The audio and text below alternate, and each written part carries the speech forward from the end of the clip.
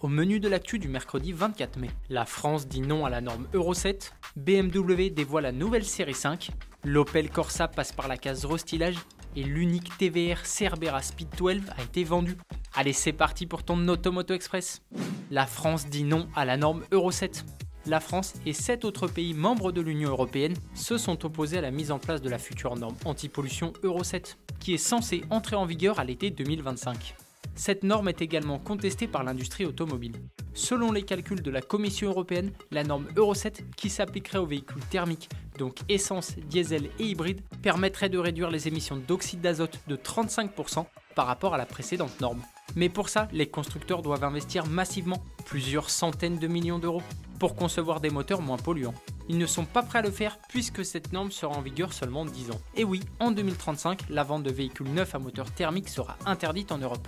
Trop court pour amortir ces investissements massifs. Selon une étude de l'ACEA, les constructeurs devraient augmenter de 2000 € environ le prix de leur voiture pour rentabiliser leur investissement. Autre raison de ce refus, la mise en place de cette norme pourrait freiner les marques à investir dans les véhicules électriques. Cette norme Euro 7 n'a pas fini de faire parler. La BMW série 5 se renouvelle. La marque Alelis vient de dévoiler la 8e génération de sa série 5. À l'extérieur, la berline munichoise a bien grandi.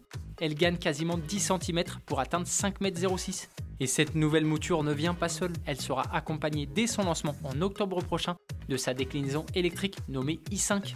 Cette i5 sera disponible avec deux motorisations, une propulsion avec 340 chevaux et 577 km d'autonomie et une version 4 roues motrices qui chapeaute la gamme nommée M60 X-Drive avec 601 chevaux et 516 km d'autonomie maximum. La série 5 sera également lancée avec un moteur diesel, un essence micro-hybride et une offre hybride rechargeable.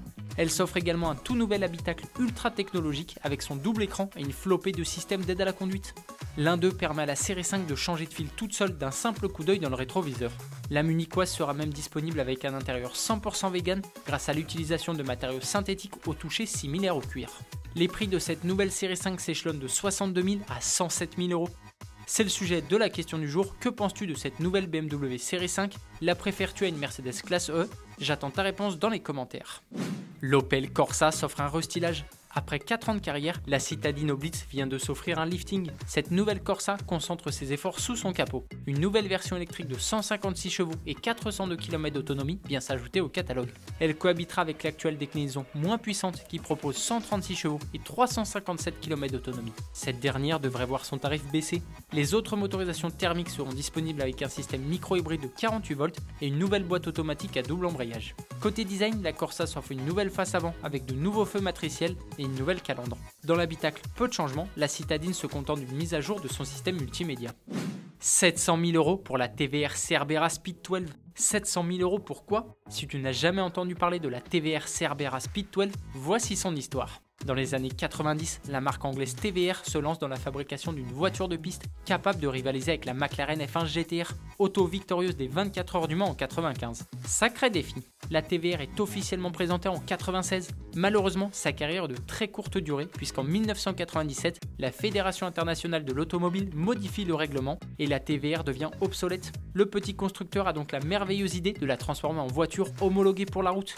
Mais une fois encore, tout ne va pas se passer comme prévu. Le patron de TVR met fin au projet après avoir essayé un prototype. Il déclare que la voiture est trop puissante pour être commercialisée. C'est si puissant que ça ? Sous son long capot se trouve un V12 de 850 chevaux environ. La puissance exacte est inconnue. Un seul exemplaire de cette voiture a été construit, elle est donc unique au monde.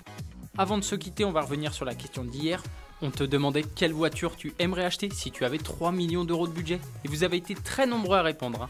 La Ferrari F40 revient assez souvent. Henri, tu aimerais toi une Aventador, une Murcielago, une F40, une Carrera GT et une Lexus LFA. Tu as carrément explosé le budget. Automoto Express, c'est fini pour aujourd'hui. À demain pour un nouvel épisode. Bonne soirée. Allez, ciao!